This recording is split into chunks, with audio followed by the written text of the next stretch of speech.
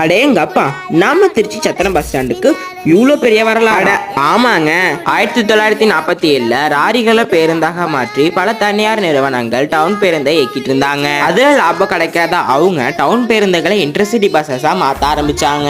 இதனால டவுன் பேருந்துகளுடைய எண்ணிக்கை குறைஞ்சு டிக்கெட் பிரைஸும் அதிகமாகி அதுல போறதே கஷ்டமா இருந்திருக்கு. இதனால தமிழ்நாடு மக்கள் எல்லாம் கவர்மெண்ட் கிட்ட கோரிக்கை வச்சு தமிழ்நாடுக்குன்னு தனியா ஒரு போக்குவரத்து கழகம் வேணும்னு கேட்டுக்கிட்டாங்க. அதனால 1972ஆம் ஆண்டு முதல்ல டிஎன்எஸ்சிடிசி போக்குவரத்து கழகம் ஆரம்பிச்சாங்க. இந்த போக்குவரத்து கழகத்துல போத் இன்டர்சிட்டிஸ் டவுன் பஸ் பேருந்து இயக்குனாங்க. அப்ப நம்ம திருச்சியில 8 வழித்தடங்கள்ல டவுன் பேருந்து இயக்கிட்டு இருந்தாங்க. அந்த அனைத்து பேருந்துகளும் நம்ம திருச்சி காந்தி மார்க்கெட்டை மையமா கொண்டுதான் இயக்கிட்டு இருந்தாங்க. ஆனா நம்ம திருச்சி காந்தி மார்க்கெட் ரொம்பவே கூட்டமா இருக்குன்றதுக்காக ஆல்டர்னேட்டிவ் பிளேஸ் தேடிட்டு இருந்தாங்க.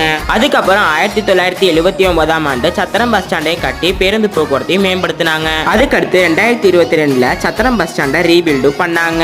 நீங்க யாரெல்லாம் பழைய சத்திரம் பஸ் ஸ்டாண்டை